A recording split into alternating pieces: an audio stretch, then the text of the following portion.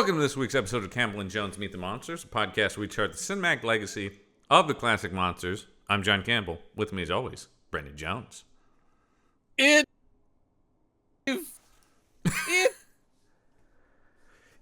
it's alive, I suppose. But you know what it is, and that is a dog. This movie has a lot to say about the treatment or mistreatment of dogs and how stupid they are. Be nice anytime to the there's dogs, a cart folks. with horses. Be nice to the dogs, is what this Be movie's nice saying. to the doggies. If it weren't for dead dogs, the horror of Frankenstein would never have happened. Yeah, this does sort of posit that a guy lost his dog and went insane. It kind of does. It does the whole thing of, we'll talk about, I'm sure, the fact that this is perhaps, so far, we only have seen one half, the most faithful rendition yet. Sure. I'll go with that. Source material. I'll go with that. In order to make it a 3-hour miniseries, because Frankenstein, the book, is really not that long. It's like average novel length, maybe a little shorter. Yeah, and you can tell. Well, I mean, you can tell. I think you could tell even if you're not that familiar with the novel. Yeah. You can see where they have padded, there's some. And I don't think this one drags too badly. No. At the same time, I'm sitting there going like, yeah, the stuff with the dog, the philosophical conversations with the professor, and all kinds of stuff. You're like going, they are padding. The flashbacks to his wonderful childhood. And all this, I'm like, okay, all right.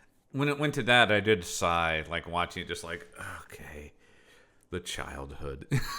Yeah. I have that feeling about a lot of stuff, unless somebody's childhood is incredibly interesting. I always think of the Lawrence Kasdan's Wyatt Earp movie.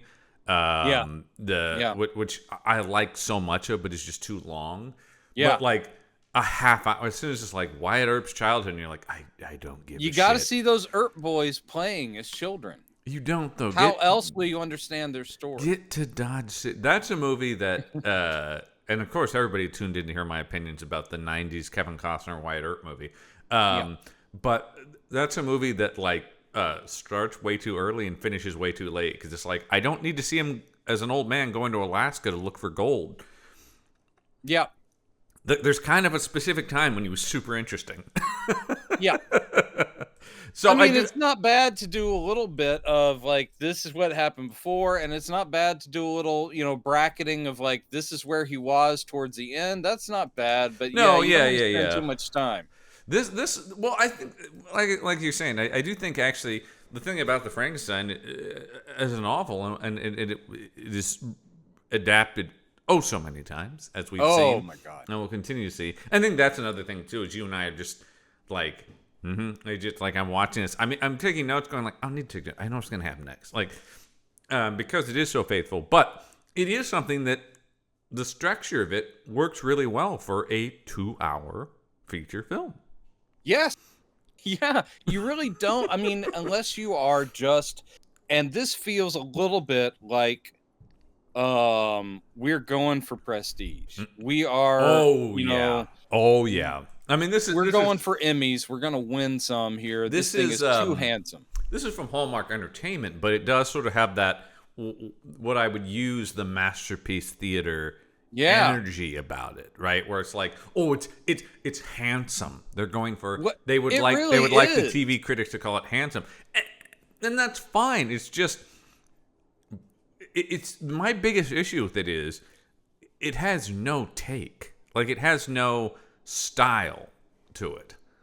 It really doesn't. It's trying to be literal. Is so flat, Everything here is good and competent, but it's really going through the motions, and it's something we've seen before with some of these where, as you were saying, the most faithful, and we've seen this about a lot of them, where it's like, okay, some of these miniseries are super faithful, but they're just not.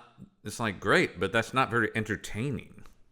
Well, the thing that they make the mistake of, and I would say it's the same mistake that Snyder made when he did, Watchmen, and that is something he's adapting almost panel by panel, and it has a lot of visceral moments. So you can't accuse him of being staid, but at the same time, it doesn't lead to imagination in the minds of those who are familiar with it. Right. And this here is a similar thing, which is it doesn't have a take. You're very right about that. They just wanted to make sure that you didn't feel that you missed any of the original source material, and that it looked the way she probably envisioned it in her head. And at that point, you're like, done. You're like, well, no, because anytime you adapt something, even something that's a classic work, you find your take. You find the moments that you know you want to nail. Like, is it the creation? Is it the man's obsession? Is it the violence to come of the revenge against the Frankenstein name? I think. Is it the pursuit at the end? I think that's exactly what I'm talking about, which is just there's no like life under the surface. It feels like a reenactment of something, right? It feels like we're just okay. Here's this and this, but there's no even though I think everybody in this is good.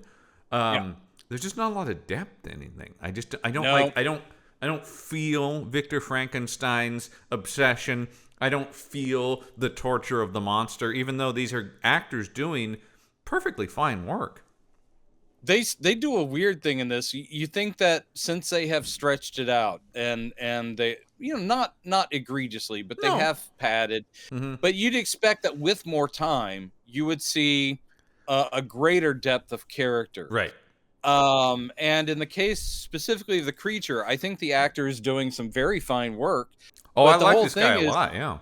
Yeah, but I still find the heel turn, which is towards the end of this part one, to be just as abrupt as I've seen in other adaptations. I'm like, the book shows you, it's not inside of the creature's mind, but at least shows you it's a progression of his childhood innocence, and then all the abuse he suffers, his feelings of resentment, and then he is truly a villain. In this one, he gets abused really randomly, similar to kind of other versions we've seen, and then he finds out that his creator's name is Frankenstein, knows where he lives, and then he basically just shows up and kills a kid.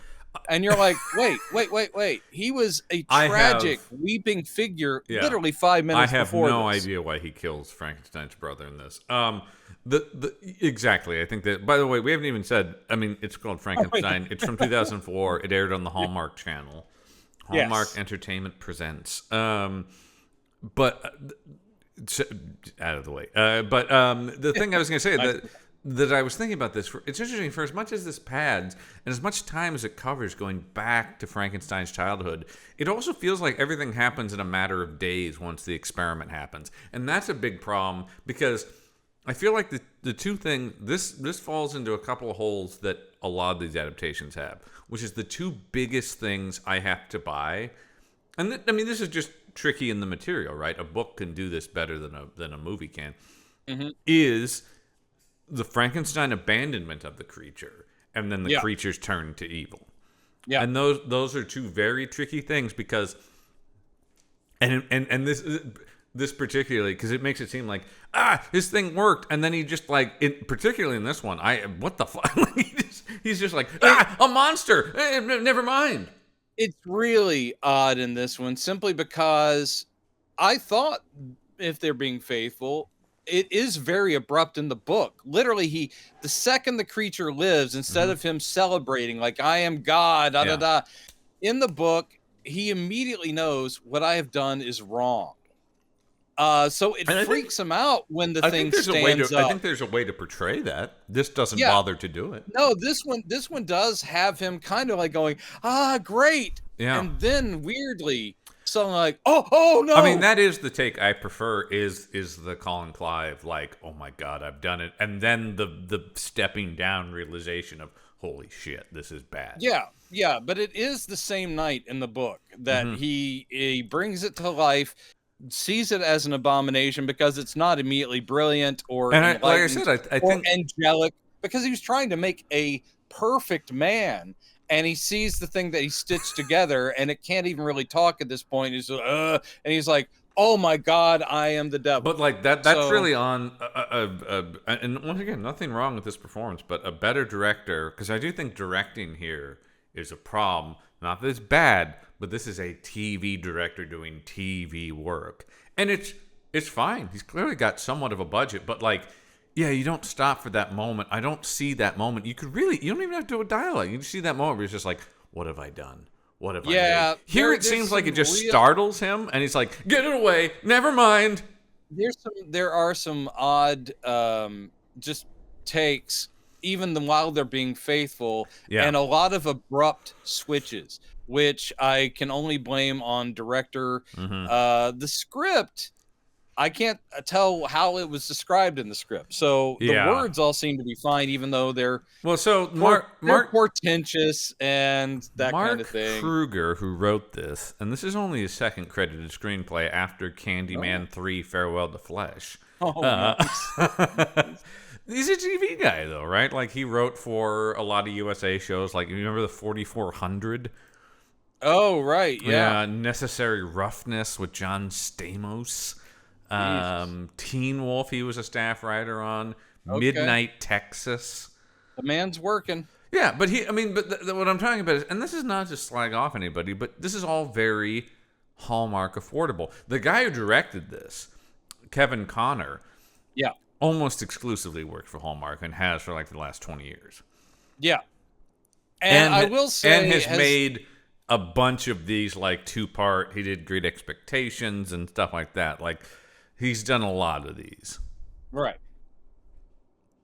I think that he is... this for a TV movie, it's fine. is top. It's very handsome. There are set pieces and sets where you're like, wow, they spent the money, and it'll immediately be followed by one of the worst blue screen bits you've ever seen. So it's a weird mix. The makeup is actually pretty good. The guy who's playing the creature, he is tall. He's a little too skinny. But Luke Goss, who plays the creature, we've seen him before. He played Nomak, the main Reaper, in Blade 2. He also plays the prince with the Golden Army in Hellboy 2.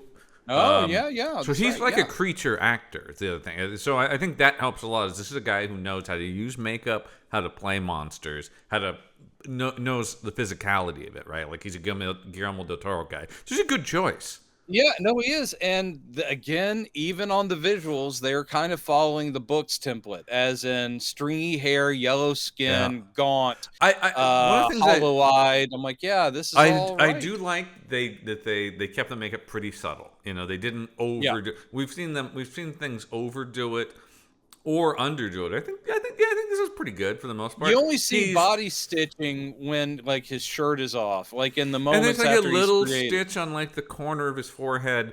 It's pretty subtle, and I also think that's a good thing to do as well, because the other thing is you don't want to draw comparisons to Karloff. This look is so horrific that people coming into their cabin, seeing their daughter having a good time, and their father playing violin. This may be the fastest jump to monster die I've seen in any of these. It is a thing where the story demands it to go there, and either the actors or the director couldn't think of a way to smooth it. Like, instead, it's like, he needed to seem menacing, you go, right? Get out! He needed to seem more menacing, even if it's misconstrued, because everybody seems to be enjoying him, and so it makes me think, oh, so this guy's insane. The son is a psycho. Yeah, the son is a psycho. And he literally, and it's like, there's even dialogue when he's like, get out! And he's like going, I brought the wood. And you're like going, would that not have stopped him? He already knows how cool that is. Why wouldn't the son then go like, that was you? Yeah. Instead of like I'm doubling down on the monster thing. You'd also think, if I come into my house and my father is playing the violin and this guy is dancing with my daughter, you would think I would start from, hey, who is this? At the very least. Not just, what the fuck is happening here? Yes, you would kind of go what kind of horrors are occurring in this home? well, what is this? Who do we have here? It's like, No, it's wow. instant antagonism and violence. But It's it's the necessary for the book. well, and that's the Well, I problem. mean, Is for I- the story. That's the problem. Is I feel like that was their roadmap. It's like this is what happens in the book. Nobody's then going, okay, this is what happens in the book. Let's then figure out why someone would do that. It's just it's taken the book as a template and done no further investigation into it. Yep. And that has to do with the take. I also think that's the thing with the visuals too. It looks fine, but it also looks kind of bland. Like everything is just sort of evenly lit. Everything is just kind. Except, I will say, you're right, but I will say there's a couple of shots in the Arctic that look pretty nice. Yeah. And there's a couple of shots specifically. I thought the Victor experimenting montages looked really good because they're lit by candlelight. So there was chiaroscuro, there was some shadows, and everything looked period and again handsome. Yeah. To where I was like, oh, now in Hammer, when you see the Hammer films, it's all heightened and kind of cartoony, and I love them. Yeah. But Frankenstein is in brocade jackets while he's working, Sure. and there's all those brightly lit, like neon colored liquids and stuff. Yeah. It has an artificiality to it. Here, Yes, they're actually trying to make it look real, like it would be from that time period. Yeah. And I liked that. Sure. I mean, like I said, I think this whole thing is such a there's a lot to like, and then it's just like but just there's wish nothing that stands out. Is the problem? well, that's kind of what I was thinking about watching this last night. I'm going like, what is the impetus to greenlight something like this? Because the world doesn't need another Frankenstein movie. We don't need another Frankenstein movie. That's how the song goes, right? That was the Tina Turner hit. Yeah, it was weird because I never understood what it had to do with Mad Max. But I gotta say, Tom Hardy would probably be a pretty good creature. Oh hell yeah! Well, because Tom Hardy could do almost anything. Because that guy will throw himself into. He would be. Let me say that would not be a bland anonymous creature performance by any stretch of the imagination. He's an oddball. That guy. I would really like to see what I love. his take was. He is a guy we'll see in anything because you're like, boy, even if it's bad, he's gonna be interesting in it. He's gonna be doing something weird. Yeah, exactly. I mean, he basically alone makes those Venom movies successful. Like it is sheer like, what the fuck is this? So I think that's what I was saying is there's. The impetus of this is like we're just like, hey, we can do Frankenstein, and I guess the impetus on this is probably, well, we can do it in a very literary. This is not for horror fans. This is for literary. This is for people who watch the Hallmark Channel. This is what your mom and dad are going to watch, a Frankenstein movie, right? Like, now that we have been through every film that's ever been made with this character, almost. Here's the problem, and it's the same with adapting Dracula. I will say that the Dracula. I mean, we're literally about a couple weeks out from literally doing Masterpiece Theater's Dracula. So the thing is that the material is so familiar. Even people who have never read the books have a general idea of how the stuff goes, and I think it's really tricky to make these works of horror anymore. Because unless you make them for today's audiences much more visceral, which Hallmark was not going to do. I was thinking about this last night. Like, if you took this same aesthetic, which is really diving into the period, making it look as good as their budget would allow, which is pretty good, pretty historically accurate, how could you actually make this horror? You would, for today's audiences, it's not just you have to hype the emotions up, specifically the creature's emotions and his journey, but also those creation sequences, you need to use the budget and show how viscerally horrible stitching a body, connecting muscles, tissue, nerve endings, how disgusting it is. They're just not going to do on Hallmark, obviously. No, they're not going to do that. And actually, also, we saw that a little bit we've seen that take a little bit with some of. It is something I do really like about Mary Shelley's Frankenstein. I was just going to say, the Brana version, I mean, I have a greater affinity for it than you do, but it does portray the really gothic horror of it. It really is like, holy shit, this guy is up to some shit. De Niro when he gets to the stage of I will have my revenge on my father. Yeah. I mean, again, De Niro is always menacing, but Branagh's like, no, you have to show him strangling the life I out saw of the De Niro child. at a deli once, and he scared the shit out of me. Yeah, you've got to show the creature throwing someone off a cliff. You go into it, you're like, well, oh, I almost feel like the Brana version is the exact opposite of this, right? Where it's like, we're going to take the book as our roadmap, kind of, and then they pumped it up. and then pump it way up. I mean, the thing I like about that movie, while acknowledging many of its faults, is just the operatic, heightened nature of it. That is a movie that is so full of energy, and I think the energy of that's where I think I land more positively. Is like, to me, that overcomes some of the shortcomings of it. Just the sheer excitement of the movie. I will watch it a few more times in my life. I'm sure. I mean, yeah, it's not a bad. It's highly watchable. I mean, that's for sure. And that's what I'm saying is like that's the problem. That's why I would still lean towards I'd rather watch that than this, even though this is more faithful. It's just not. It's not boring, like we're saying. I mean, we watched. Of course, we're doing part 1 this week, part 2 next week. So for this was an hour and a half, and we just got up to the part where the creature shows up at the Frankenstein Manor. Is basically like, I'm gonna get you. But I actually think it's reasonably well paced. I wasn't like bored watching it, but I just never. But I was also never like super engaged by it. I was just going. I think you and I are more engaged by it simply because we're analyzing it for where it stands and the other stuff. I feel like if you tuned into this, most people probably don't make it past a couple commercial breaks before they go like, Yeah. I just don't know what the reason for this one is. That's the thing that gets me. Let's dive into. I mean, we know what the plot is, but we'll go through as presented this here. Doctor guy wants to bring the dead back to life. I mean, like literally, the thing starts, and we have the ship in the ice, and of course, my first reaction, I'm nodding, going, so we have the ship in the ice. They spot two dog sleds chasing each other, and someone is shooting. Yep. And they're like, what the fuck is this? But apparently the guy shooting stumbles off his own sledge. Idiot. And the other guy keeps going with a dramatic flutter of a cloak.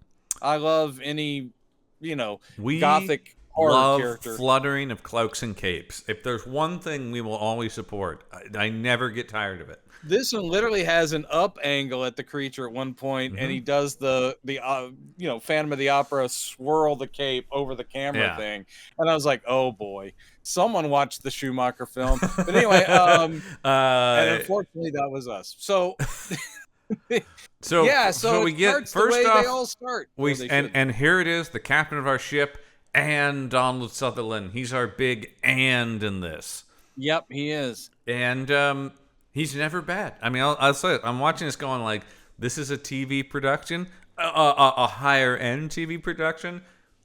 It doesn't matter. That dude's just got gravitas. I mean, whatever. I'm sure he got paid more than anyone for his 2 days of work, and he's worth every penny, man. Because he is just that. I've literally never seen him be bad in anything. He's not bad, and the materials beneath him. This isn't a terrible script either, even though it hits same. It's the same as the directing for the most part, where it's just like it's competent, it's fine. And they're using the same bit, which a couple versions we've seen have, which is trying to make his story. Brana does that with Aidan Quinn as the captain, right? And then there was also the Patrick Bergin one we watched did that too. Yeah, where it's like, oh, I'm trying to find this route through the Arctic, and the only thing I'll say is I buy Aidan Quinn more because he's not a 75-year-old man. Yeah, there's that. I mean, I love Donald Sutherland, but it's just like you've chosen now in your life to Okay, that seems like you would have died instantly, but okay. I love when Dr. Frankenstein is like, he goes, do you have a wife and children? And he kind of goes, yeah. And I'm like, well, they'd probably be pretty old themselves. Yeah. And then he's like, this is the love of my life, my sister. Mm-hmm. That's one of the most interesting things in this. I'm like, please pursue that angle. Yeah, excuse me, now I'm intrigued. And it's a painting of a very young woman. I was like, was that her 3 decades ago? Because yeah, she was a No, looker. it is. I mean, like I said, love Donald Sutherland, but it's just so interesting that I don't think of the ship's captain as an elderly man in any version of this. Like I said, I loved it. I really like the Aidan Quinn casting in the Brana version, because you're like, oh, he's like a young adventurer type. He's like, because Aidan Quinn has that sort of swashbuckling sea captain. You're so ageist, John. I'm such realizing an ageist, that now. man. Yeah. Are you going to replace me with a younger model at some point? I'm looking around. Yeah. We're just recording this while I interview for replacements. Perfect. Do you know a lot about Superman? Do you get upset about red trunks? Anyway, hey man, you know Elliot's sniffing around here. And actually, I've got to say they would be the best. Yeah.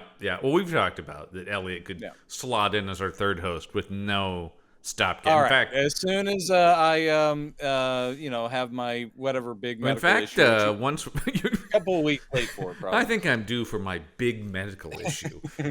But unclear what it is, but it will be big and it will be medical. Yes, so it will be big, and it will be medical. But so this is again, it's all fine. They're following the thing of like he says, dispatch a rescue group, go get the guy who fell down. They bring him in. One thing I did find funny is that this follows all the beats, because not only have they found poor Victor Frankenstein out on the ice. One of the things they never tell you about his tracking of his creature around the world to try to destroy him is the point at which someone apparently glued a very unconvincing beard on him. And it's bad. But I mean, it's from the book, so I was glad to show they were totally keeping that.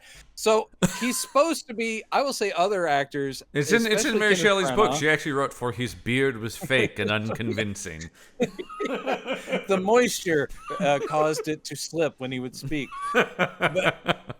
But the Kenneth Branagh did a good job, as other people have, of showing Victor Frankenstein literally at the end of his rope. I think that this, even though a lot of the look of it, the aesthetic is pretty good, not only is the beard unconvincing, he looks exactly the same as he did. Like his hair is pretty cut, and he doesn't look like ragged or like I have been around the world. The Branagh version, and I mean, look. Branagh. It's Kenneth Branagh. I was going to say, Branagh going for something with gusto is not exactly new.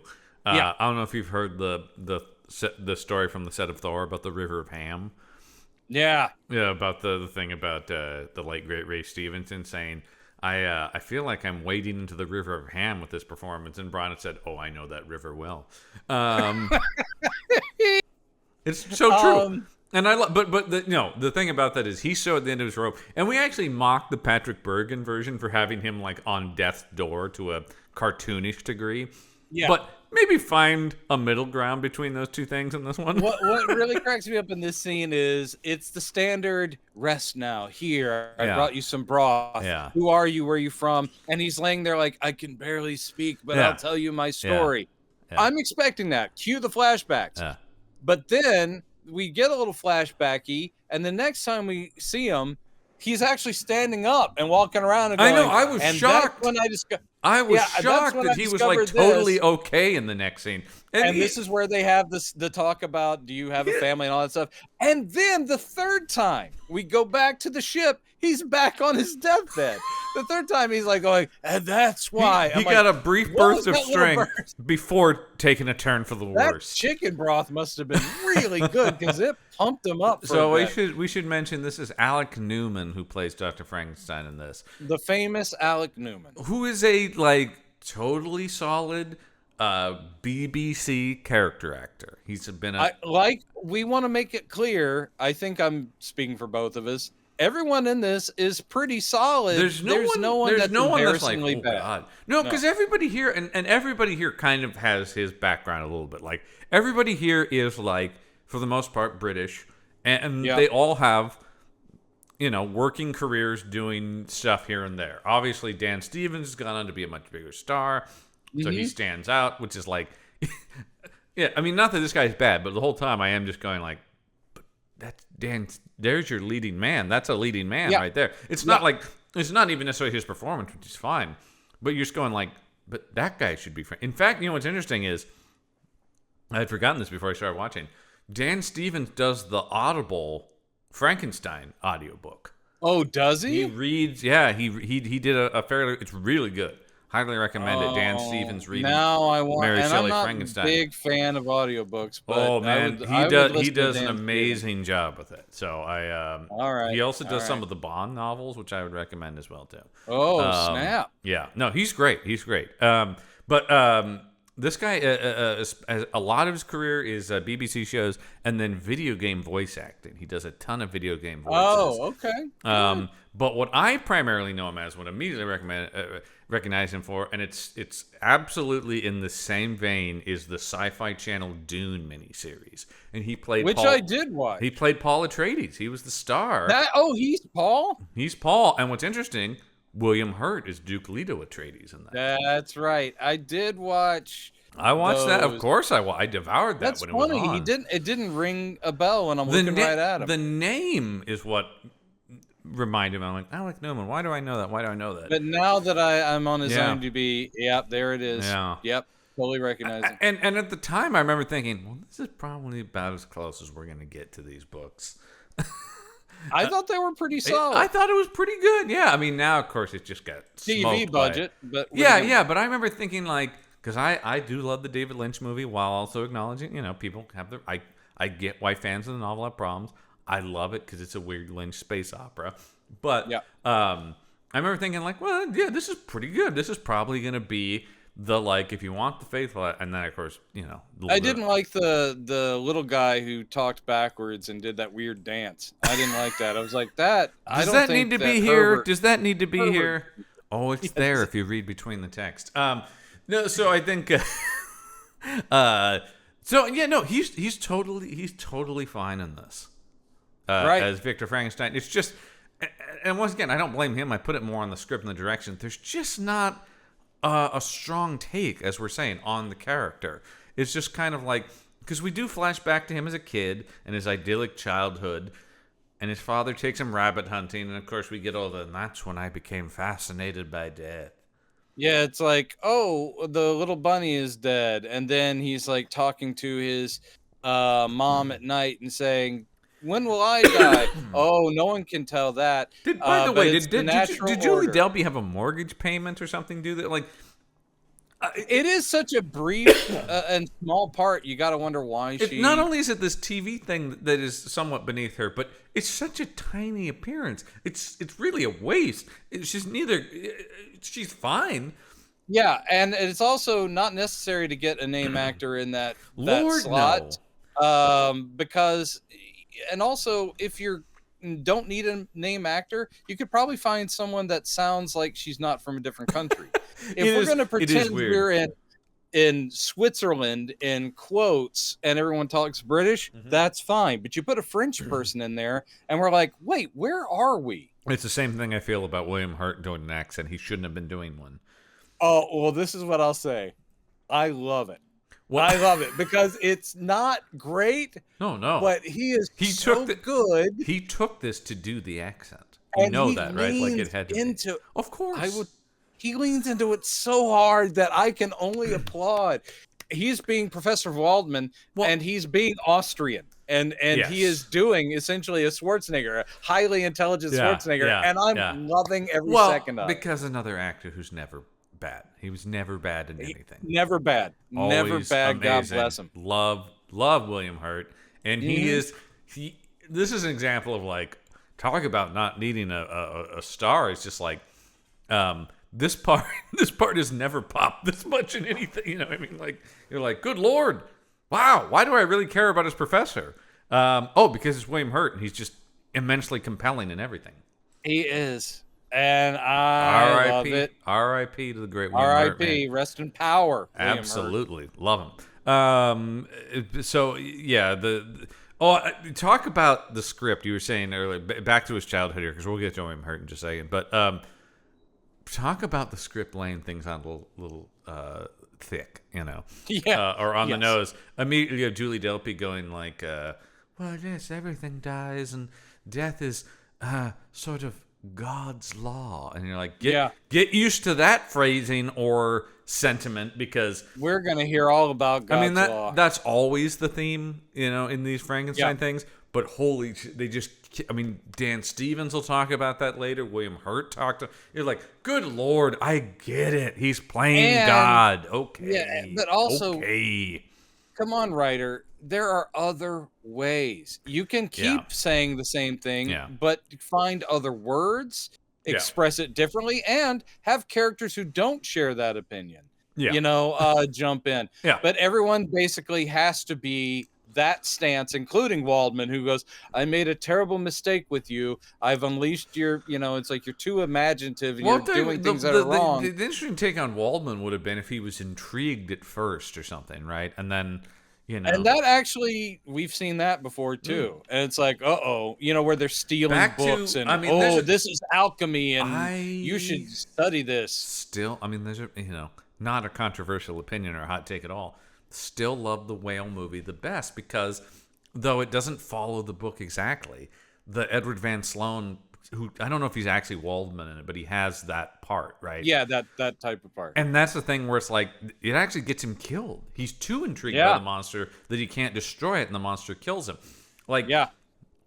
Even though that's not from the book, that actually makes the themes of the book pop more. It's just sort of a thing where so everything here is just by the numbers, but dude, I'll watch William Hurt in anything. Listen, really.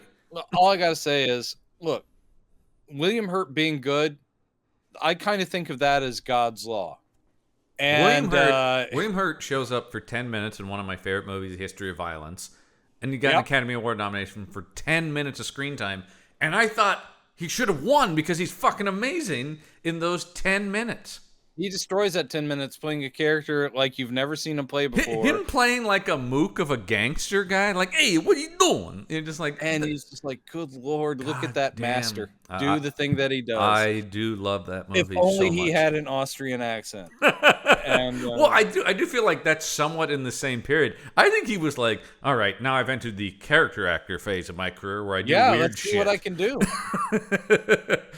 So he's a child. Anyway, so we get the whole thing about and then they go, I grew up happy. I grew up happy, but kind of morbid because I was interested in death.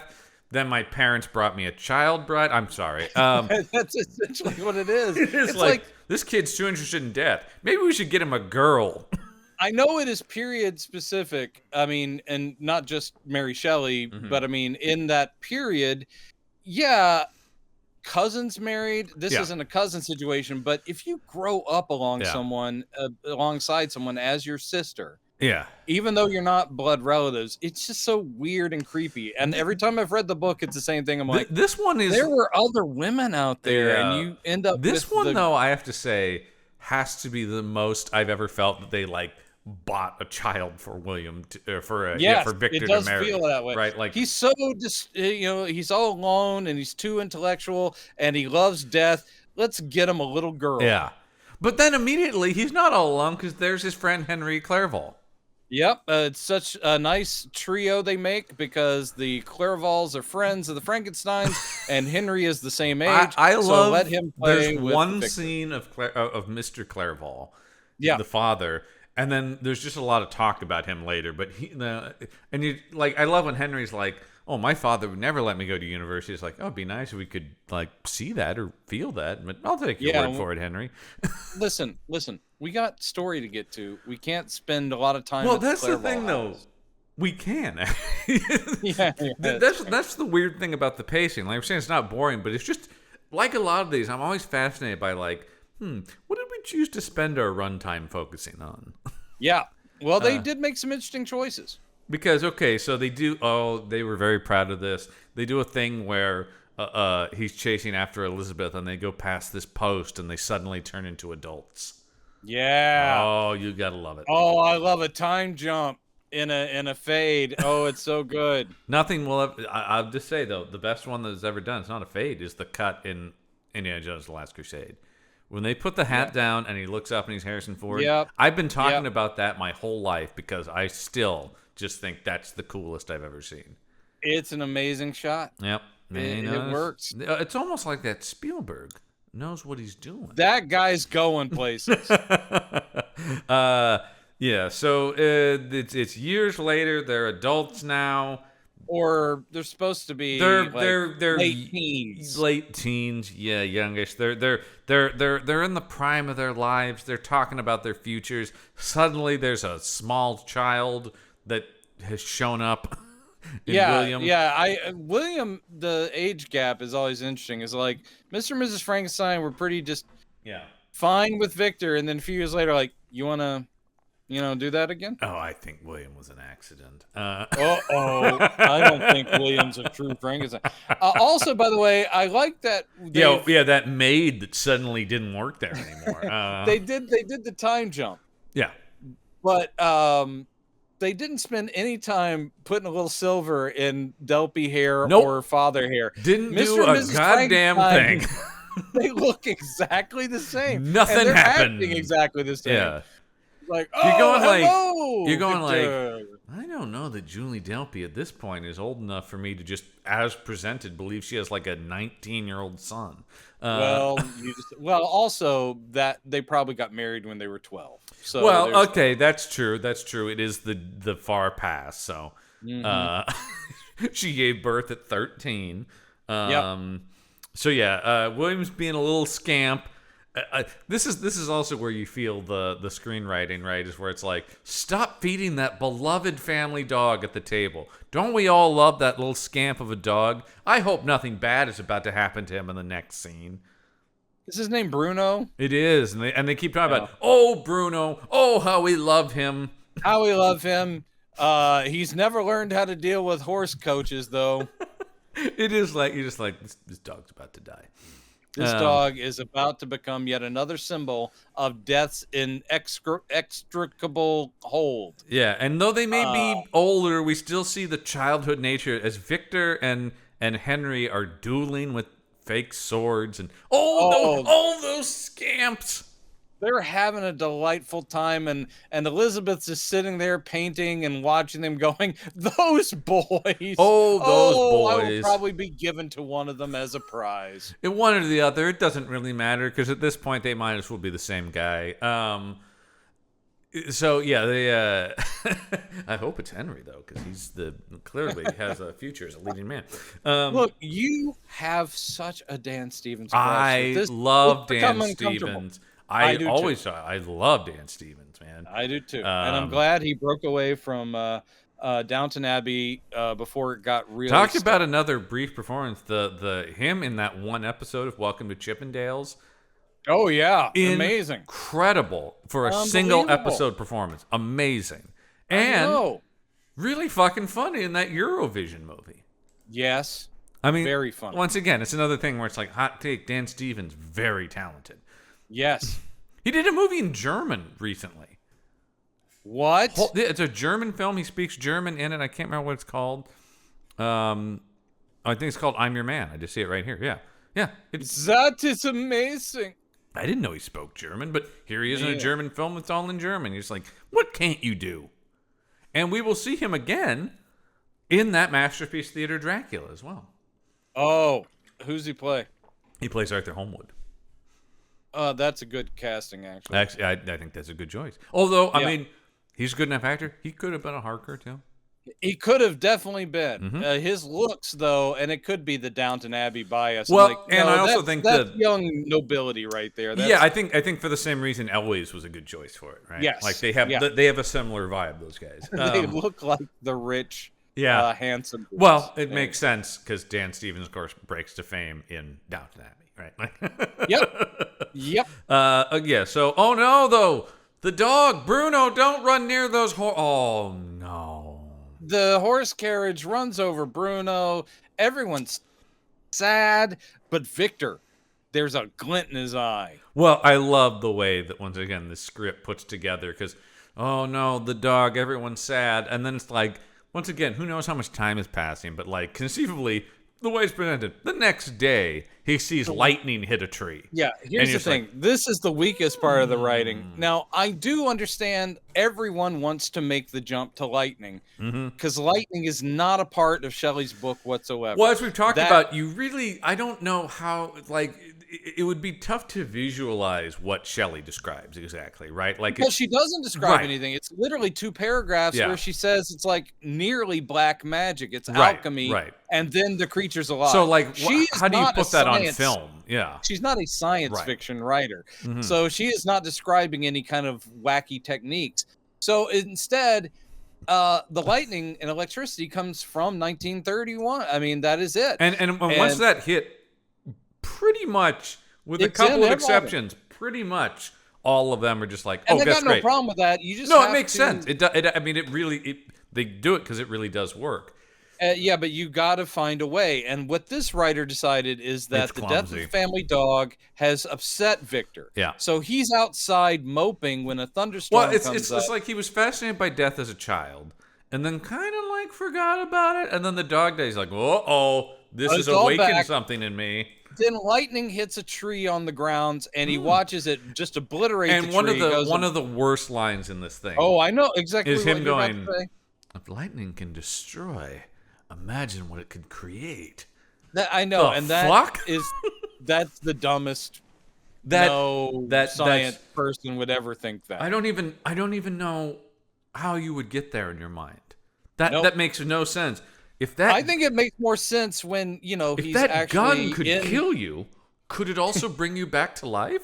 When he's actually in his medical classes and someone says, "Well, galvanic energy, as in electricity," someone goes, "Yeah, I think that's how communication works in the brain," because they wouldn't have known about synapses.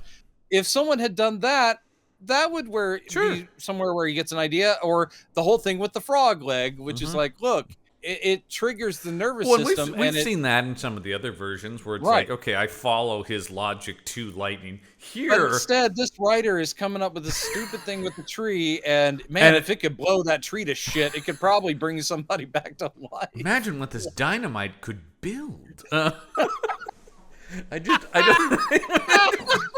Well, then that's the leap in logic they have him make. If something can destroy, surely it can create.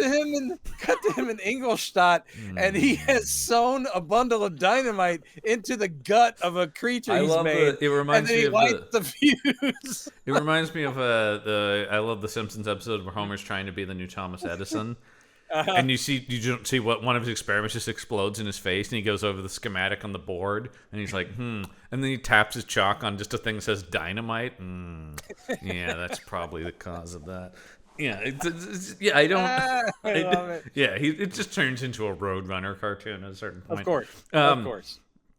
Okay, and so he's like, well, Father, I also love this. Father, I'm going to university. I want to go to university. And his father's like, what? Yeah. Is that? But then he goes, to study the law? And he goes, that could surely only be the answer. I want to be a scientist. And he's like, what? Again, excellent impression. His father is, such an ill-defined character in this thing. It doesn't fucking matter. But he's very sad when his younger son dies. Very sad about that. But I'm just saying, like, we have seen, takes on the father, even if he's not like a main character. Like the whole thing in the whale movie where it's like, an heir to the house of Frankenstein is what I want. And he's kind of like boozy. And here, this guy is just like, what? Okay, yes. He wants to go to he wants to go to university, but oh dear, just as he's deciding to go to university, don't you know, it's scarlet fever hits Julie Delpy as she goes to make another Richard Linklater film. I have to go now. Richard's cold. And basically, it's the standard. Victor goes, "You'll see, Mother. I'll find a way to fix it so that no one ever has to die again." Yeah. And then, of course, she goes, "Don't with that, son. It's natural. And just be happy. That's all I want is for you to be happy." And he's like, "Sure thing, Mom." And then his brain, he's like going, totally going to defeat that. But she does make him promise that he'll marry Elizabeth, which is yeah.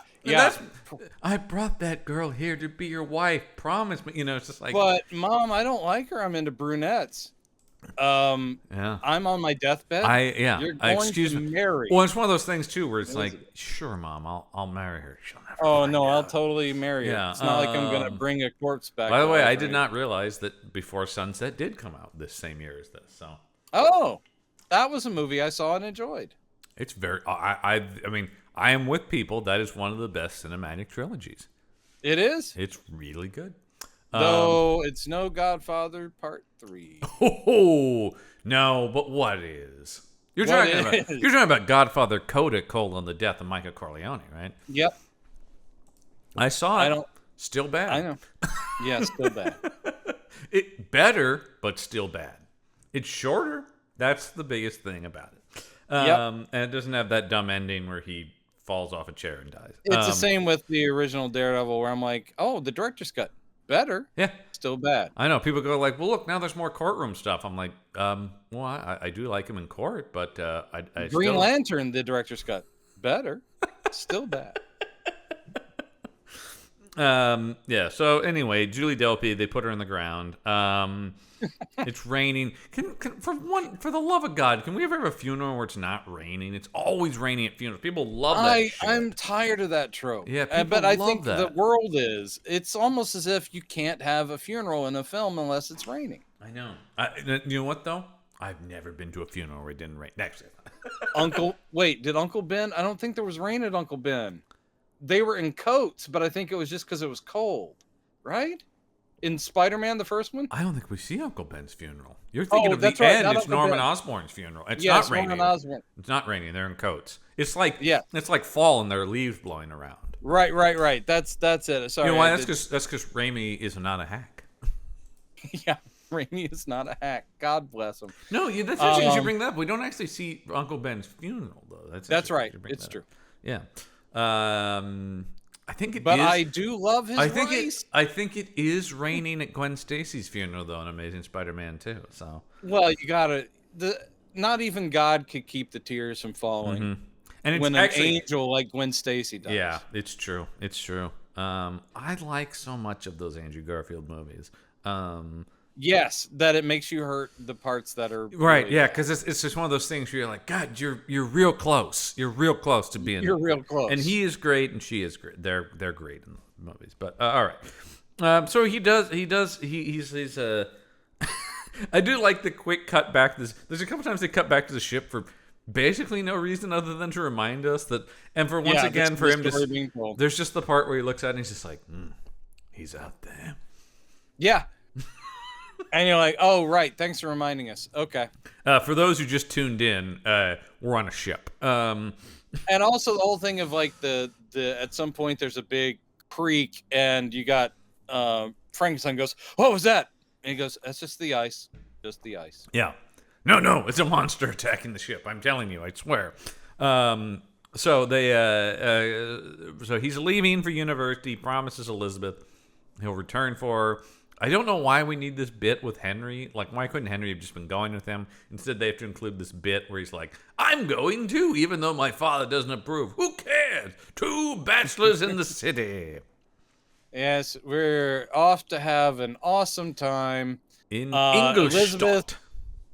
Elizabeth, I will return to you with a sexually transmitted disease. There are 2 confirmed bachelors. I think I see what's going on here. Best buds, right? Yeah. So yes, we go to university in Ingolstadt, and William Hurt is lecturing. My note just says Hurt doing accent. Yep, I love it. And he doesn't take no guff because Frankenstein introduces himself and goes, "You were late, man. You were late." Yeah. He goes, oh, okay, yes, I was. But here's the thing. I'm the most brilliant student you'll ever have, and I'm dabbling in the dark arts. Well, he does go, I want you to be my advisor. It's like, I just might. Yes. And I guess these 2 clearly liked working together on Dune because they found another project together. Yep. He's like, how you doing, boy? How you doing, my son? Here's a perfect example. This next scene is a perfect example. Oh, no. So he goes, all right, if you're going to do this, though, you can't just study one thing. You need to read all these books. You need to learn everything. It's not just about, don't get tunnel vision, which is hilarious because he's absolutely going to get tunnel vision. He already has it. It's just about, well, I'll learn all this stuff, but it's just about curing death. Yeah. Because my dog died once. It really messed me up. Again, I know that writers, and adapters are going to sit there going like, I have to flesh out the backstory. I have to find that in. And I sit there going like, oh, work harder than a dead dog. Well, I was thinking about, what's the one that we laughed at so hard where the brother falls in the lake right at the beginning? Oh, yes. Yeah. And that was the impetus? Was that true story? No. That was Sexy Young Frankenstein. That was a Hammer one. Oh, was that Monster from Hell? Maybe. No. It's the one with Ralph Bates instead of Peter Cushing. Yes. Legacy? No, it's not. It's no. Oh, horror? No, it's not horror. I'll look it up. No, it's not. It's the one where they tried to reboot the thing with young hip Frankenstein and played by the awful Ralph Bates, who I hate. And him getting laid all the time. Oh, it is the horror Frankenstein. Is it horror Frankenstein? Oh yeah, horror Dracula is the first Dracula, but that's right. Right, yes, yeah. Curse of Frankenstein was the first of the Frankenstein ones. Right, okay, so this is horror Frankenstein that we're thinking of from 1970. Yes, it's like Willie. Oh, look at me! I'm in a boat. I'm dead. I have drowned within half a second of falling in the water. But I at least understand the impulse to go, okay, the death of his kid brother is why he's obsessed with it. That tracks. Yes. They always try to give it something. Yes, doesn't the Brana version make it the death of the mother? Because the mother dies giving birth to William in the Brana version. Yes, that's right. And you get that cool scene where Ian Holm comes out and he's all covered in blood and the camera goes up and high. it is just Brana going, oh, I'm grand guignoling this, because he's got the winding staircase, the dramatic angle, and then the whole thing of the blood-drenched guy coming down the stairs. I am so on board for it. I'm a big Brana fan, and I like when he goes big. And he goes big a lot. You know that my main problem with that movie is the casting of the creature. De Niro. I like a lot of that damn movie. Yeah, and I mean that scene. I'm not a huge fan of Electric Eels, but I get it. Whatever. Yeah. Also, I love the end of it. It is just so dark and fucked up. All the stuff with Helena Bonham Carter is awesome. Yeah, it is. And when she lights herself with that torch. And that's entirely disturbing, which Frankenstein the story needs. I watched there's a YouTube video where they were talking to stunt people about that fire stunt and the woman who did that for real, lit herself on fire like that. Blah. Oh, it's crazy. Okay. Oh, so what I was going to say, though, is here's a perfect example of where faithfulness to a novel is a real problem, which is Elizabeth sending a letter to Frankenstein for no reason. Yeah. Like, she's just like, oh, everything is fine at home, Victor. We miss you so very much. And it's like, why is any of this in here except to, I guess the idea is like, let's remind us of the reverse of the idyllic. But it's a thing where it's like, novels can like have letters. That's also tough in a movie. They've got 3 hours of TV. Well, that's what I'm saying. It's like, that's the thing. But it's like, that's one of those things where it's like, letters and stuff like that are really like a useful thing in novels. And can convey a lot, but are really very rarely work in movies. Can I think of where like someone reading a letter is exciting in any way? And literally, what is it showing? It is literally he is reading the letter, and we cut to her writing the letter. Like it's visually, there's nothing going on. They knew that the audience was like, we have been away from Elizabeth way too long. Mm-hmm. She's a pretty lady. Let's go back and look at Elizabeth in a idyllic garden while she writes a letter or whatever. Just going like this is classic masterpiece. And once again, this isn't Masterpiece Theater, but I'm using that as just a colloquial sort of thing. It's that kind of an idea. It is that kind of boring shit that I hate, and a lot of that though, where I'm just like, for the love of God, I understand this letter. For the love of God. I understand this was in Nicholas Nickleby, okay, but like, let's move on. Uh, All 9 hours of Nicholas Nicholas Nickleby. Nickleby. I only tuned in pretty much as a kid. It was like, is it Masterpiece Mystery? If not, nah. Yeah, Mystery. Come on PBS. Oh, I still love that where cartoon you get opening. Vincent Price or perhaps Dame Diana Rigg. Dame Diana Rigg, and then show. eventually it becomes Alan Cumming. And that is fine with me. Oh, yeah, man. That guy's the best. We love Alan Cumming. Is he ever in a monster movie? I wonder if we'll ever talk about Alan Cumming on this show. I don't know. I love that guy, though. I hope he does show up in something. He elevates everything. With talk his about a guy who elevates everything. Yeah, absolutely. Yes, indeed. Great Nightcrawler, too. He was a great Nightcrawler, though we never got the swashbuckling, but it was his first adventure, so what are you going to do? I mean, one of many, many problems with that third X-Men movie is the just absence of Nightcrawler with no explanation. Oh, man. Though apparently if you played the video game, it explained it's one of those things where like, no, if you played the X3 video game, the it shows where Nightcrawler went off on, and it's like, oh, shut up. yeah. That was a nerds are going to be mad about this. We better come up with some explanation. Yes. I think the answer was they just didn't want to pay Alan Cumming. Yeah. I believe he said as much. All right, so we get a science montage of Victor doing science. And he does it very convincingly. Yeah, he does that, and then he sets up his lab, and he's like, Henry, check it out. Check out the digs. I will say, I agree about everything except for his wax statue of the human body looks plastic as hell. It does, man. It looks like they pulled it out of a middle school science classroom. Yes, I think they're no one's going to have a problem with that. The problem with that is they did do a good job with all the other set dressings. That really stood out. And you're like, number one, so vividly colored. You're like, I don't think they would have painted it like that. But I'm hearing you, if I'm hearing you correctly, I'm hearing you say, God, I wish I had that statue. is that what's going on here? I immediately went on eBay to see if anyone's auctioning it off. The actual prop. I'm going to go to a prop auction. You know that prop came out of a prop warehouse, and it's been used in 800 other movies. I think that it actually was throughout the entire season or series of Boy Meets World. I think you actually see it. That was in Feeney's Feeney's classroom, actually. Yep, that's exactly it. Yeah. I wouldn't be surprised. That's what it felt like, though. It's just like, hey, there's a thing in here about a model of a human body. It's like, I think we got one of those in the back, don't we? Yeah. Yeah, great. That's one down. Didn't have to work on it. Well, it's okay. So Victor immediately goes to work because there's a scene where they're basically talking about we talked about a second ago, where the guy's talking about the electricity in the brain, right? And that's kind of where he's like, electricity. You mean like that lightning I saw once? Yeah. I wonder. And so there was this whole thing with a tree. You would have been blown away if you saw this. So he brings this frog in and zaps it with electricity, and it moves a little bit, but then stops. But he immediately has to run and tell William Hurt about it, and Hurt's like, dude, that was nothing. And by the way, he's right. He's just going like, those were just, I do like that it starts ribboning, of course, immediately when it it's not just his legs are kicking.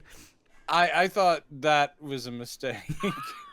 I was like, what I always love when you can spot the thinking of their in edit, and they go like, I don't know if this is going to convince people enough. Can we put in a ribbit sound? That will really drive it home that he brought this thing back for a second. That is exactly where that came from. You can That's always feel that. Thinking. You can absolutely always feel that. It drives me insane and stuff, where you just go like... The audience is not going to catch us. They're too stupid, so we got to do this. And so then he says... he goes, no, I'm telling you, it was alive. And then, of course, William Hurt has to hit him with, only God creates life, Victor. Yeah. And so then, this is literally back to back. It cuts from him saying that to him telling Henry about this, and Henry going, this is sacrilege, Victor.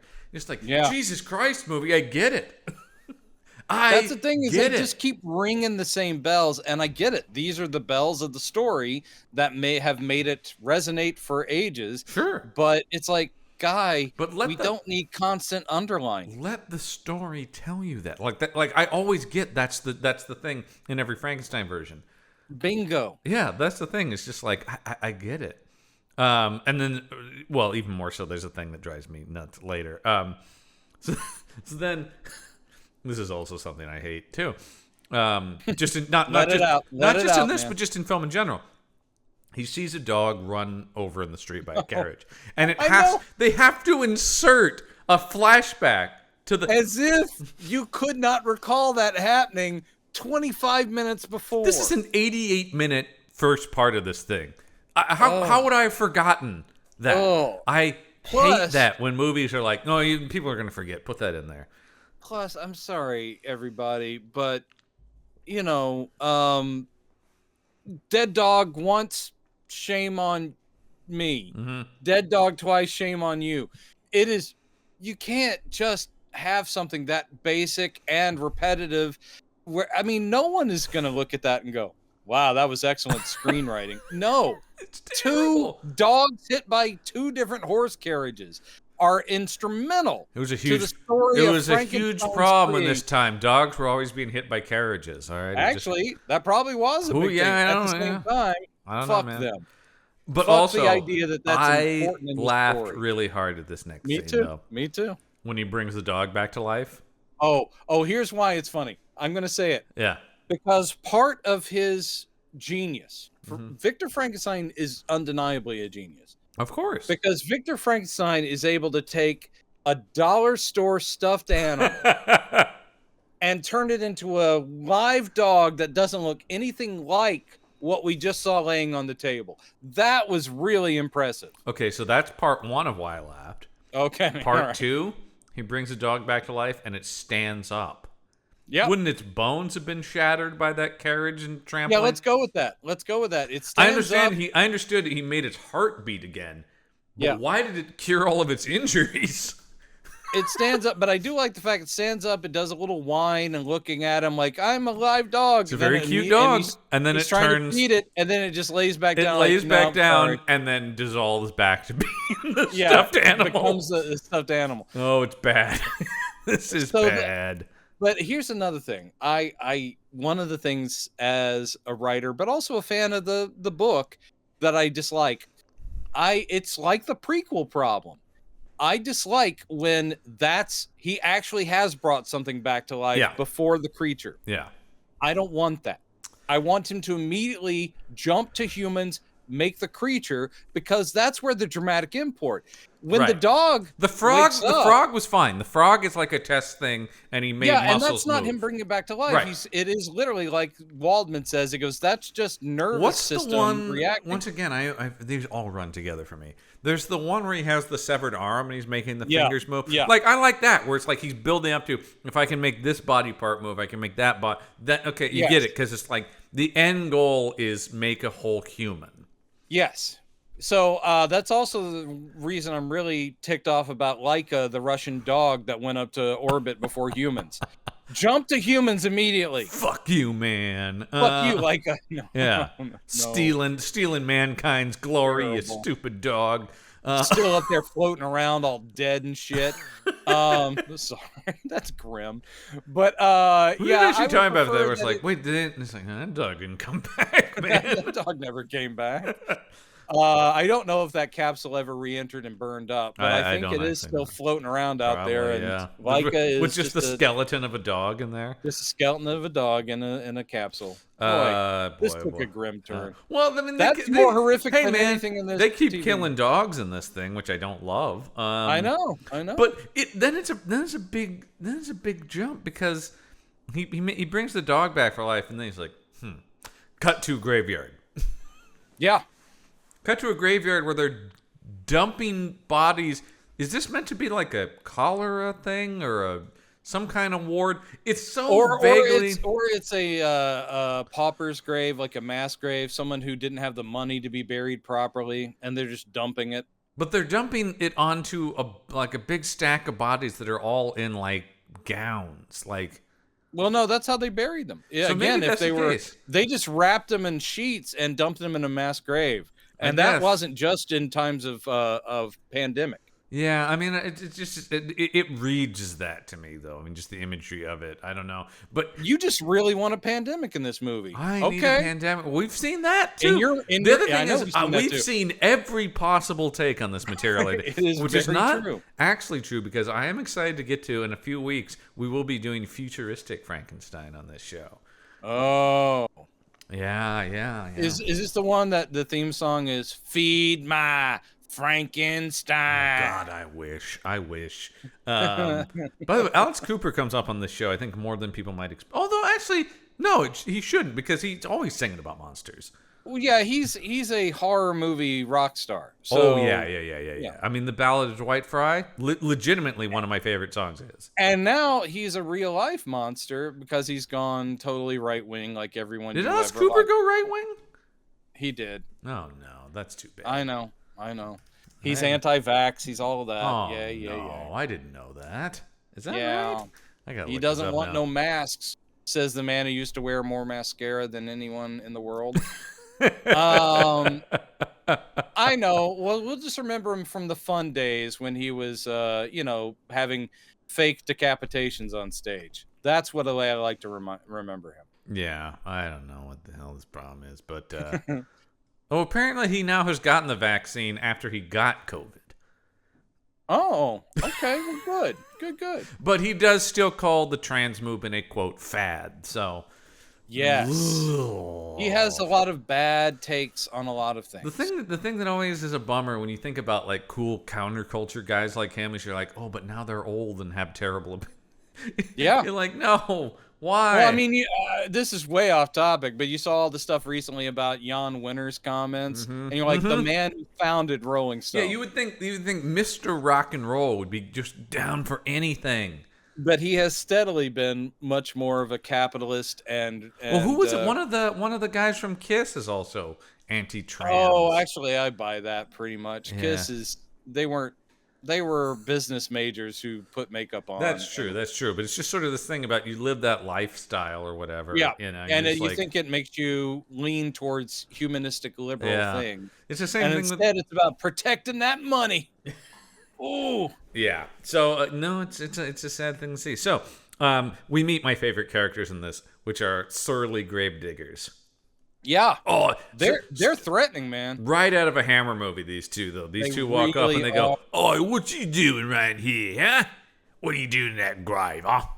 He's like, "Oh, you one of those medical?" Because he goes, "I'm a medical student." He goes, you taking one of these bodies home?" He's like, "No, I was just out for a walk." These guys come out of nowhere, and then they rough him up a bit and go, "You stay away from these graves, you hear?" Yeah, they're great. And then they start walking up going, "Oh, that guy." I like their wallet. You can listen to them pretty good. Like, "Oh, we're due for a drink." Oh, there's another great Walla thing later too that I'll point out that I love. But and then you just hear one guy going, "That was crazy." Yeah. Shut up, Martin, you old bugger. You old I'm just bugger. so glad that these things continue to use Martin so much. You know, Martin he's just is a fucking legacy. He's digging up graves. That's crazy. That's crazy. We still need. We've mentioned it before. We still need a Martin shirt for the show, which just has the. I need to take some time, and it's got to have the word bubble of CRRAAAAZZZZY. Yes. Crazy. They're all crazy. Oh, I fucking love our Martin. favorite. All right, so his response though is not to stay away from the graveyard. He's like, okay, next time I'm just going to bring William Hurt with me.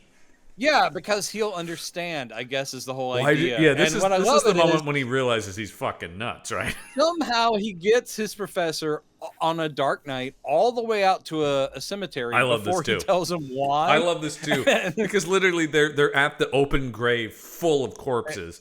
And William Hurt just goes, "What's this about, Victor?" Why did you bring me here? Look at all the dead people. And he goes, "Don't you get it? Like I did with the dog, and like I did with the frog, and other things that rhyme with dog. Like I did with the log." Yeah, I brought that log back to life. The log lady from Twin Peaks was so happy about that log coming back to life. because that was had the soul of her husband. He brought the husband. The husband was a log, but he could communicate again at least. That's right. Yeah. So I do love though that he's like, well, I brought you out here so you could help me pick out a good one. Yep. We're just like, at what point did you think I'd be on board with this? I believe at every turn I have said this is a horrible idea. Yeah. And then he's just like, and he goes, no, I'm telling you, man, I can bring back a person. I still don't fully understand why he thinks he could bring back a person, though, because the two experiments we've seen have failed, right? The dog and the frog he both. did bring the dog back to life, but then it laid down and died again. Yeah, I know. So that's what I'm saying. It's like, why does he then think, well, the human, though, it'll be permanent? I would much rather, as I say, he went straight to a human. Yeah, no, that's what I mean. Let's see if this works out. Yeah, that would make more sense. That's what I'm saying, is I don't actually know what he learned from those experiments beyond like, there's a kernel of something here. It feels like there'd be more if he's taking that approach. Well, also just in the interest of time, let's, as always in these Frankenstein things, I'm like, at a certain point in so many of them, I'm just like, can we just get to him bringing a body back? That's what I've come here to see. Yep. So yeah, Hurt's like, you better not, man. You better not.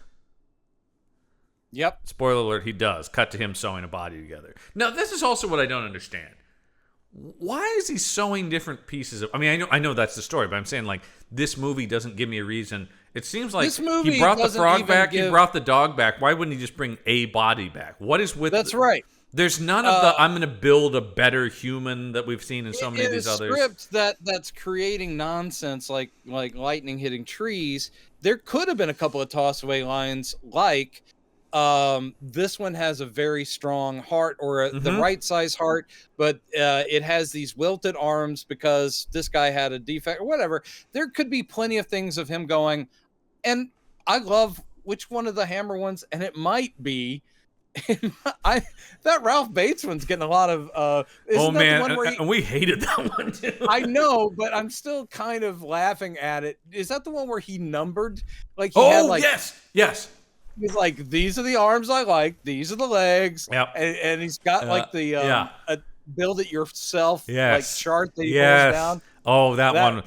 He's got like the butcher's chart of like where the cuts of meat are, but it's a human. They could have just had him say like, well, I need the best of everything. I need the best heart, the best lungs, whatever. So he's stitched together.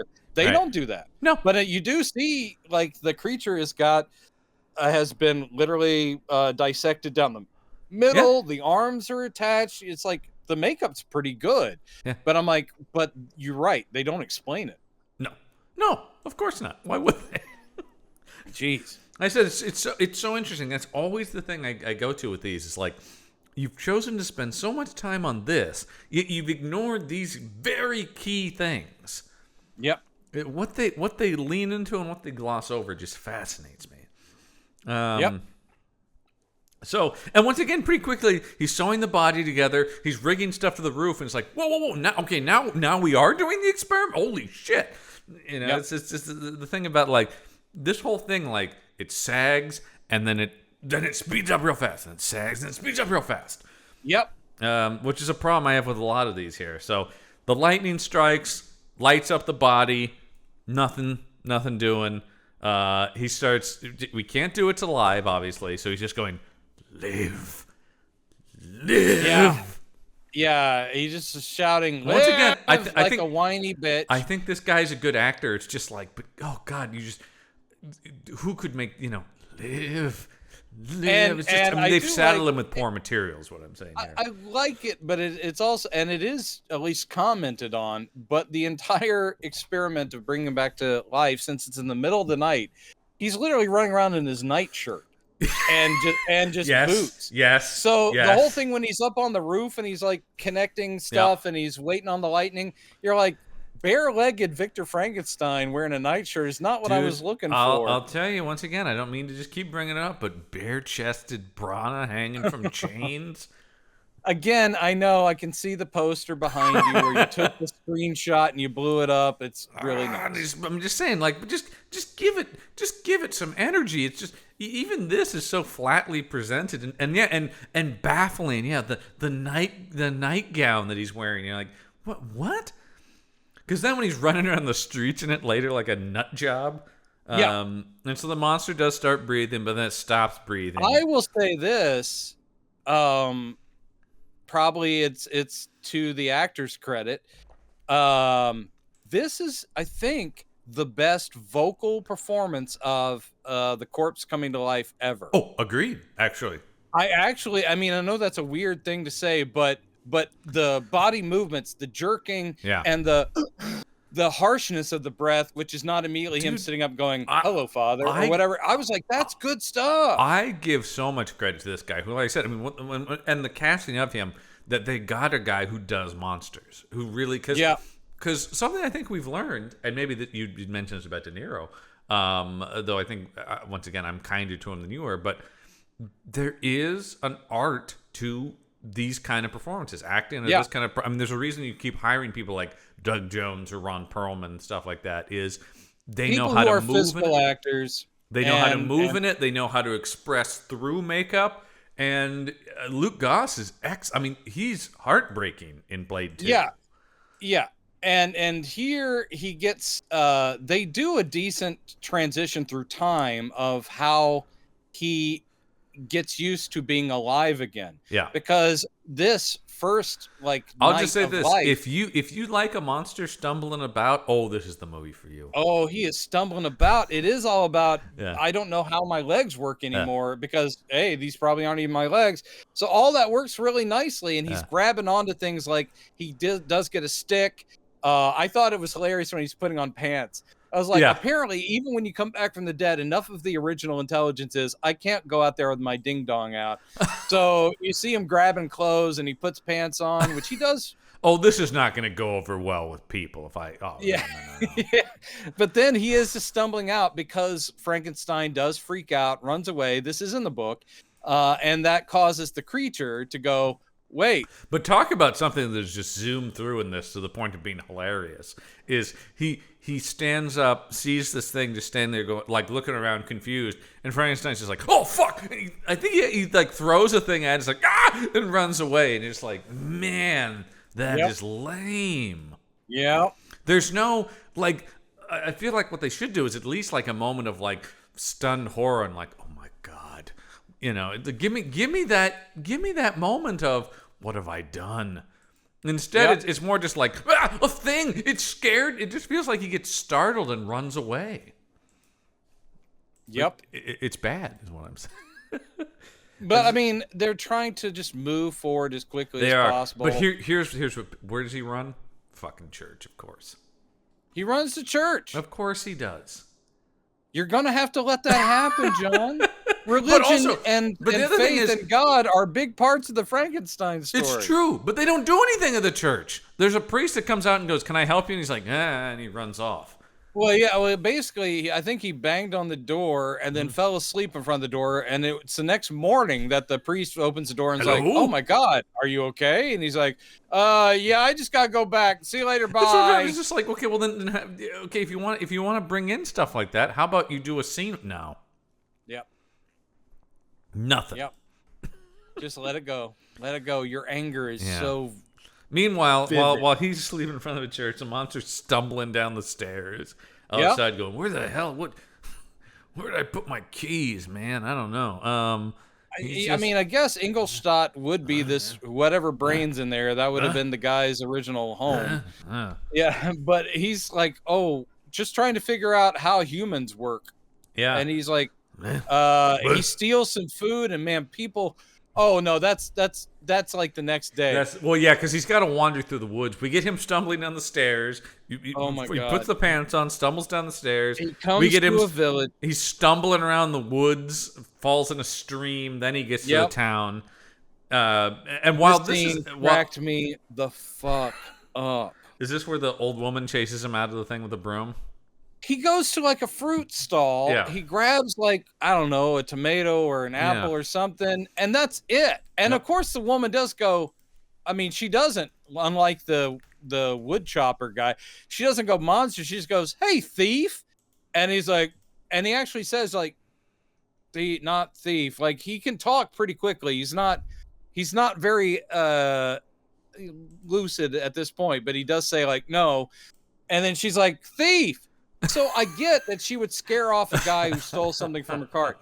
But then within seconds, everyone in town has joined the group. I'm like, guys, this is not Universal. All I could think about was one step ahead of the bread line. Like it just turns into Aladdin where they're like, street rat. He steals this one thing and literally the entire village, 48, 50 die. people. I mean, like the quick. They have grabbed pitchforks and they are chasing this guy out of the village. For the theft of a single piece of fruit. I know. This is a harsh fucking village, man. You can't get away with anything here. Oh my god. Meanwhile, though, Elizabeth has shown up. Yep. Literally, I do love. He's still in his goddamn nightgown, and he comes Elizabeth back. has shown up without telling him. This is also, of course, we've seen this in a million versions because Clairval was worried about him. Yeah. Elizabeth shows up to surprise him, and boy, did they surprise him because it's the day after he created life. So And he's in his nightgown. He's looking around, and I really wanted him to go like, yeah. You didn't like see a monster around her. He does that later, which really made me laugh when he asked that cop. Yeah, and he's like, and also you seen a big creature guy running around? Apparently, he's got pneumonia because he also has that hallucination where he believes because he settles down and they're looking after him. He's tucked away in bed, and they're like, "Just take care of yourself." Waldman's there. He's like, "Make sure he rests. I'll go get a real doctor." This is another thing I want to ban on. It's something that drives me insane and really feels TV. Is when it started doing that stuttering slow motion for his hallucination. Oh, yeah. I hate that. Yeah. That really... That was of the period. That was yeah, also I know. It just, like I said, that really feels very, particularly TV, to go like, ooh, we're going to be kind of, trippy. And it's an attempt to seem cinematic, but it actually makes it feel cheap. Yeah, Luke's really goofy. Yeah. But basically, he's laying there like, I feel so much better. And knowing that you're here, she goes, "I'm sorry if I upset you." But he goes, "No, you're everything I need. You're the cure." And it seems fine. Clairval comes in the room, and he sees Clairval as the creature, and he freaks out and starts strangling him. And you hear Elizabeth going, "It's Henry! It's Henry! Stop! Wake up!"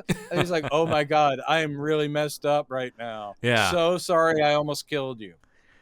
And Clairval kind of has like no reaction. I mean, he's like, eh. I mean, there's just not much for poor Dan Stevens to do in this. Yep. Except be worried. Let's see. So yeah, they've run him out. Okay, so the monster's been run out of town. But then what's this? Oh, he hears violin music coming from a house. Mm-hmm. Oh, what's this? This is a new twist on this. No, I'm sorry. And he sees this idyllic young family and the old man playing violin. And isn't that nice? He's like, oh, well, I better live in their shed. Yep. Okay. And this is where time he starts learns to get a lot. strange for me, though, because like this is from the novel and stuff like that. But the problem in this is it feels like he's there only like a couple days. And he learns all of English, and I know that's the thing is they don't make you feel that. He already knew how to speak, but I think he's learning some other things back. I'm trying to figure out where he learned to read. I guess he already maybe knew how to read, and possibly. I mean, this is relying on a lot of like, it just sort of was there, but He's watching the mother teach the daughter some stuff. He's picking up on that. Mm-hmm. He sees that they're a loving family. He also sees the husband and wife going at it, and he's like, "Ugh." You've got to love that he's a peeper too while he's at it. Oh, I love this. This is a new twist. I also thought it was weird that he said, "Daddy like." He did say that. And then he goes, "But Daddy is Victor Frankenstein." But also Daddy is Victor I'm Frankenstein. sure he does like because he did. Oh, boy. Once again, laying it on thick. When he just overhears the girl talking about, like, well, where do people come from? And everyone has a mother and father. And then, I mean, Luke Goss, like he said, good actor. And he's doing like do I have mother, father? Yes.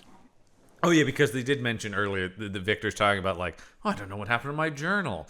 And of course, so the monster... he grabbed the journal, and at some point over these weeks, he's able to read rudimentarily and find out that it says, "To my loving son, Victor, all the best, Baron whatever Frankenstein." And he goes, "Victor Frankenstein, that is my creator." Okay. Yeah. And he can see that he does make the connection between all the drawings. He goes, that's also, huge mistake for him to leave his address in there for the... Dude, yeah. It's like, should anyone find this, even a creature I've created, I'm at Castle Frankenstein over here. That's always a big jump that a few of these have run into.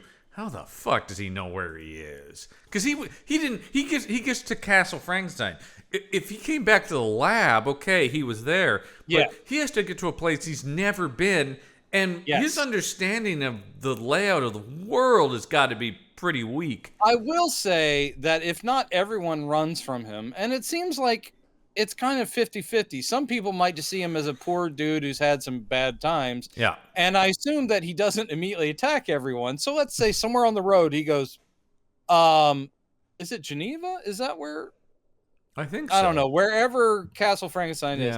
So basically I think he's probably like, is it over there? And they're like, yeah, that's Geneva over there. He's like, thanks. I assume he kind of found his way like that. But how did he even know to get to Geneva? That's the thing I wonder. Oh, maybe there is an address in there. They just didn't tell us that. You're right. Or maybe the Frankensteins are so wealthy that they're like, oh, the Frankensteins? Yeah, they live in Geneva. I don't know. Hello, excuse me, I'm looking for this guy Frankenstein. Can I just, totally got no problem with him. No, it's not we go way back. Yeah, he's an old friend of mine. I just I lost my address book. I don't remember where he lived. It's the past. The creature has fallen for this family because they are loving, wonderful people. They come outside, they find a bunch of wood, and they're like, what is this? This is amazing. First of all, it's like going, how did you chop all that wood last night? And the husband goes, I got to be honest, I didn't. Somebody cut all this wood for me. Here's some more bad writing, and folks, I swear this is in here. He goes, that will keep them warm. Yeah. Horrible. Even for simple-minded creature, that's bad dialogue. I think, and I respect this, they're trying to advance this creature's intelligence, like in the book. Mm-hmm. He's not simple-minded for very long. No. So, yes, this section, which is, the hermit, or it's the blind, violin player, all this stuff where he learns some stuff, it's like wakes up whatever rudimentary intelligence is in there, and then he's like, oh right, I like that in concept. And then he's talking about God and all that stuff. Like so much of it. Oh, he steals their Bible too. Yeah, he's got to read that shit. But the thing about this, like I said, is I like this in concept, but the problem with this whole thing is you just never feel any of that. Nothing ever, like, you just can't track it. You go, like, intellectually I understand what's happening, but, like, you just have to sort of take it on faith that's what they're doing. Yep. Yeah, that's not good. All right. Like I said, this isn't horrible. It's just a little bland. It's just a little forgettable. Which is why it's so crazy that everybody... Oh, no, wait. No one ever talks about this. That might be why. But it's going to totally jump up here in just a second when he finally...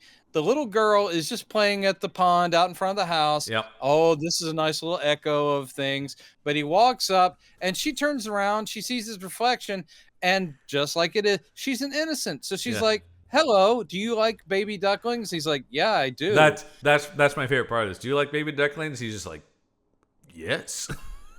Yeah, I gotta say. And she's like, pretty great. Yeah, and then she just grabs his hand, and they just sit next to each other. It's totally sweet and innocent, whatever. And then she brings him inside and is like, this man is lost or was just outside. And the blind grandfather, because the parents are away, the blind grandfather's like, well, come in, stranger. Hello. Have you been walking long? He's like, yeah. He goes, you must be hungry then. Yeah.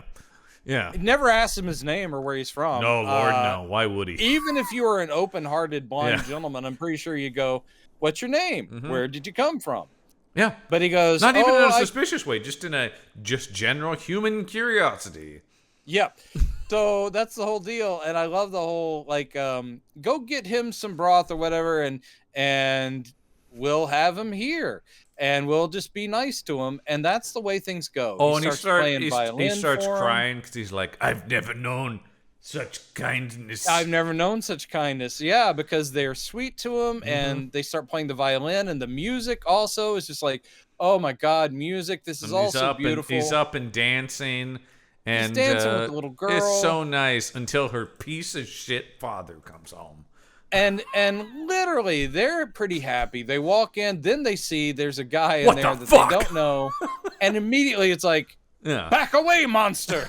Wait a minute. It is probably the worst moment in this whole thing. He's not a green screen dude with bolts in his neck. He is. No, he looks a little messed up, but you would think, especially in this time, he's like pale and emaciated. That could be anybody that's been wandering or lost in the woods or something. Like, yeah. This is the worst moment in the movie, I think. Well, yeah, because you can't track. I mean, it's a the logic moment. here. Yeah, it's a moment we're waiting for because we know this is part of the story. And that's it exactly. It happens because it has to happen. Nothing motivates it. Right. They need to have the writer needs to have provided some reason this happened. And like, or he should be so incredibly and you would horrific. Also think, yeah, exactly. You would also think that the little girl going like, "No, Dad," you would think that would at least stop him for a moment to go like, "What? What is it?" You know? Yeah. No, instead he's like, "I'm gonna fucking kill this thing, man. Yeah, you're gonna die." That's another thing too. Is like it jumps to, "I'm gonna destroy you." You're like, why? It's not just get out of my home. He chases after him with like an axe or something, and it's just like, leave this poor motherfucker alone. And the wife is screaming. And I think literally the creature's going like, "Why? What has happened? Like, what did I do?" I know he's acting completely innocent, and he does in fact say, he goes, "I cut your wood." Yeah. Any of this would have stopped. The guy's reaction to that's hilarious too. He goes like, "I gave you the wood." He goes, "Oh, so you've been watching us, you sicko?" Yeah. Like, what? What?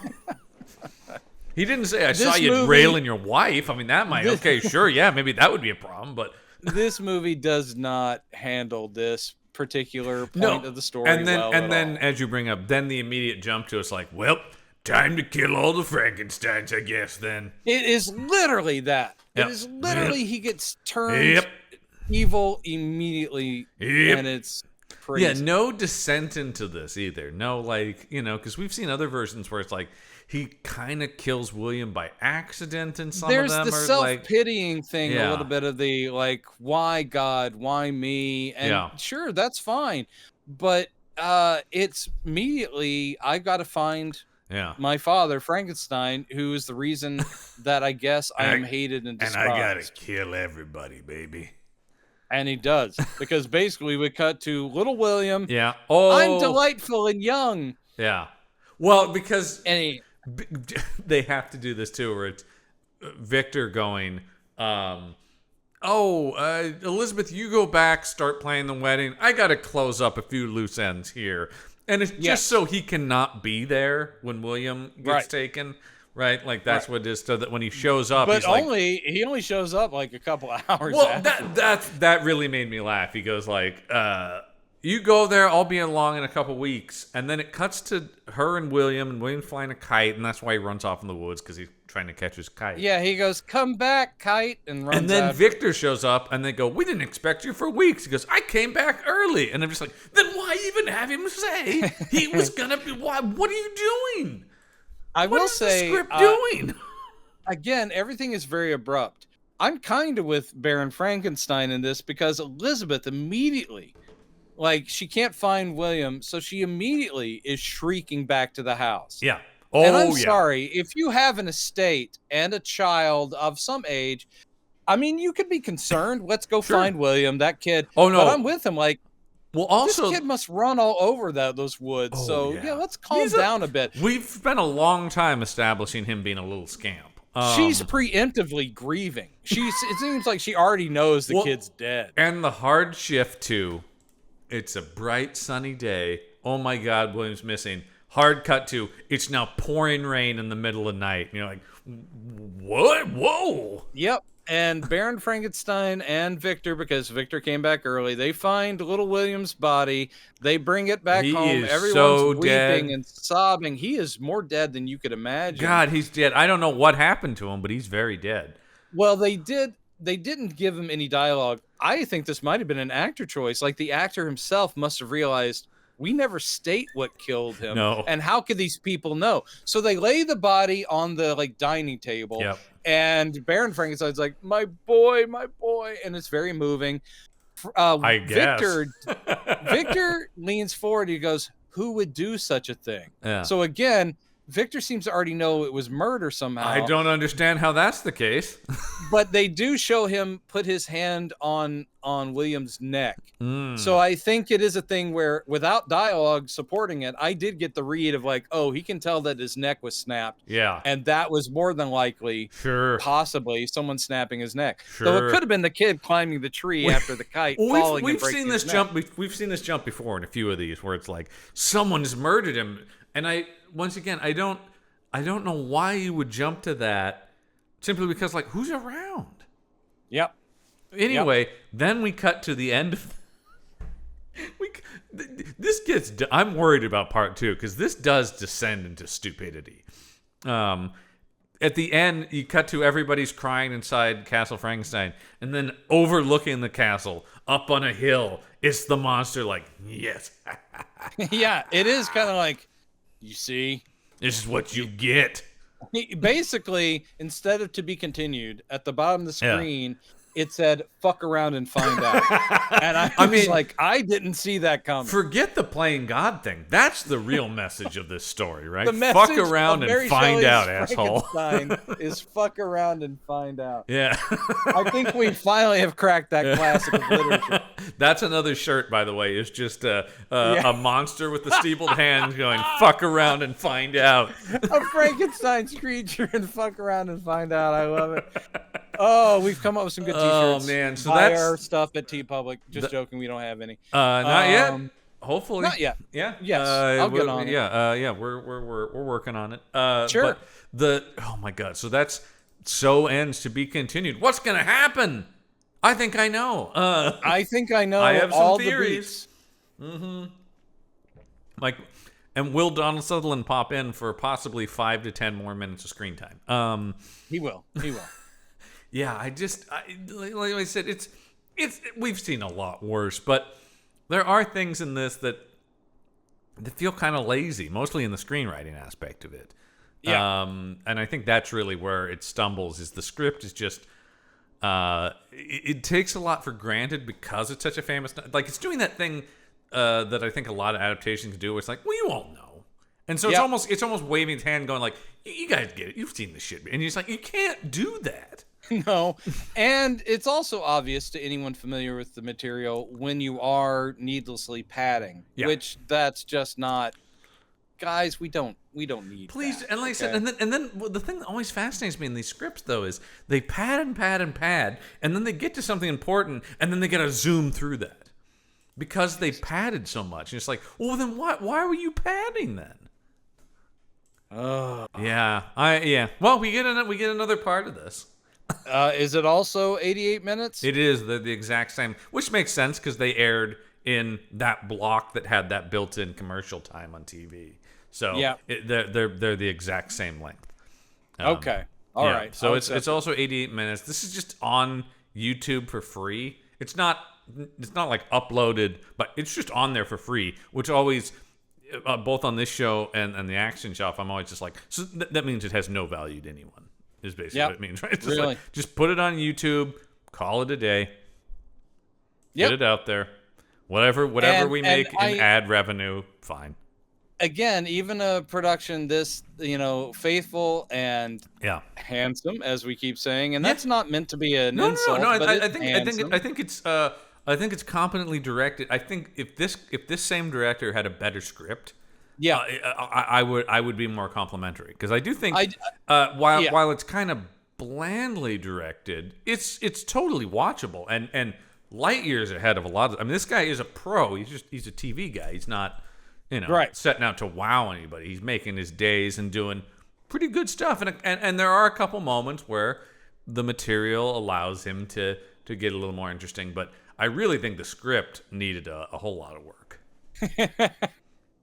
Yeah, I think so. I think that maybe a second gloss or just a more exciting and tighter like rewrite. Someone to come in and take one more look and go, yeah, dude, the tree, the lightning, the tree, the two dead dogs. We don't need this. This is not helping Mary Shelley in any way. No, that's another thing too, is like we're the faithful adaptation. We're gonna be super faithful. And so many of the like IMDb reviews are like the most faithful adaptations, like except for a couple moments where it's considerably dumber than the original material.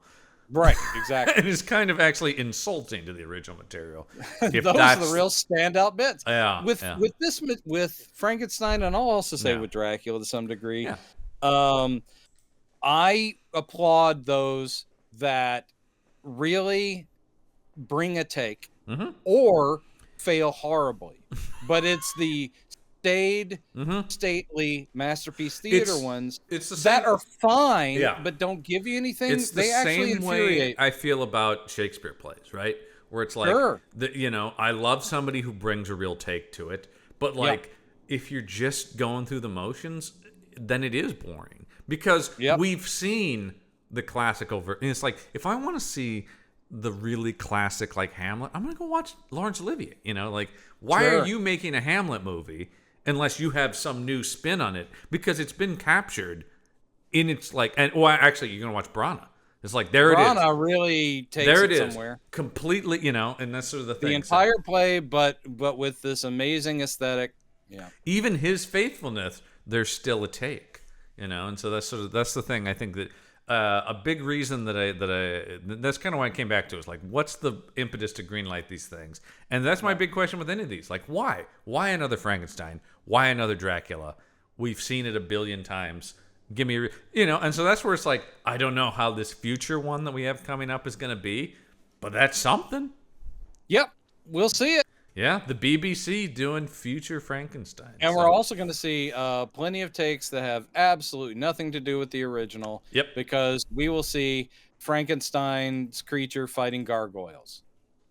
Frankenstein, man, it's just around the corner. Oh boy. Well, we love Dracula in space. Well, next week is part 2 of this. Oh, that's right. I already thought that part 2 the story. Doesn't it end with William's death and the creature just going, "That's right, it was me. It was me all along." All right, so next week more of the same. We'll finish this before we get to a double dose of Elliot Lewis will be on for 2 weeks after this. So that's right. Yeah. So that'll be exciting. That will be exciting. But unlike this adaptation. Yes. Not so exciting. Well, we got some more.